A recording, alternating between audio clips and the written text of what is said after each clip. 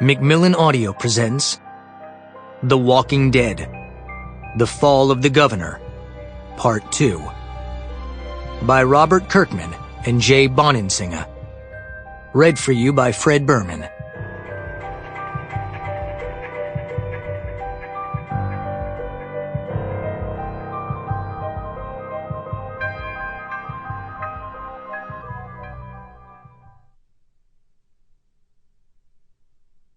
Part 1. Battlefield. I am become death, the destroyer of worlds. J. Robert Oppenheimer. Chapter 1.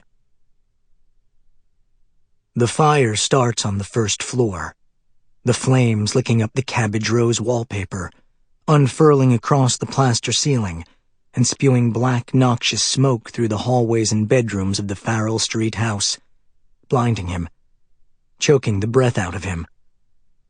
He darts across the dining room, searching for the back stairs, finding them, hurling down the old rickety wooden risers into the musty darkness of the basement. Philip! Philip! Philip! He lurches across the filthy, watermarked cement floor, frantically scanning the dark cellar for his brother. Upstairs, the home blazes and crackles, the conflagration roaring through the cluttered chambers of the meager bungalow, the heat pressing down on the foundation.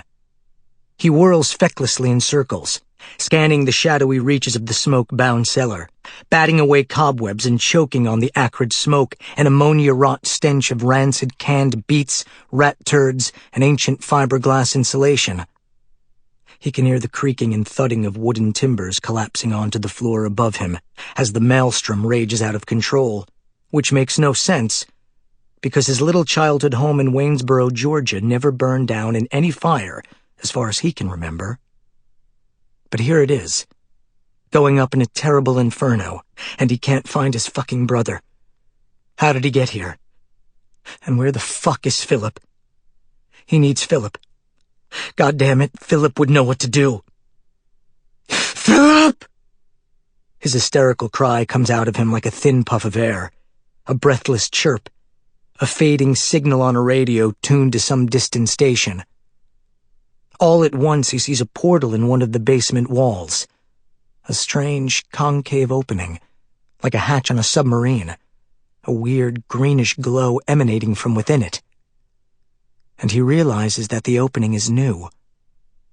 There was never such an opening in the basement of his childhood home on Farrell Street, but again, like black magic, here it fucking is. He stumbles toward the dim, radiant green gash in the darkness. Pushing through the opening, he steps into an airless cinder-block garage stall. The chamber is empty. The walls bear the marks of torture, streaks of dark, drying blood, and the frayed ends of ropes affixed to U-bolts. And the place radiates evil. Pure, unadulterated, preternatural evil. He wants out. He can't breathe. His flesh crawls.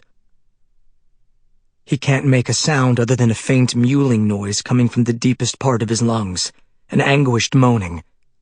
He hears a noise and spins around, and sees another gangrenous green glowing portal, and he lunges toward it. He goes through the opening, and he finds himself in a pine grove outside Woodbury. He recognizes the clearing, the deadfall logs forming a natural little amphitheater, the ground carpeted in matted pine needles, fungus, and weeds. His heart quickens. This is an even worse place. A death scene. A figure emerges from the forest and steps into the pale light.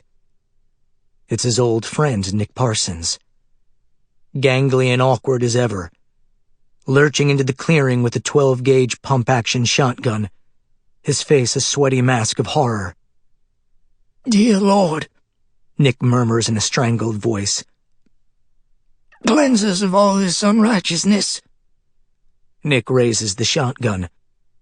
The muzzle looks gargantuan, like an enormous planet. Sample complete. Ready to continue?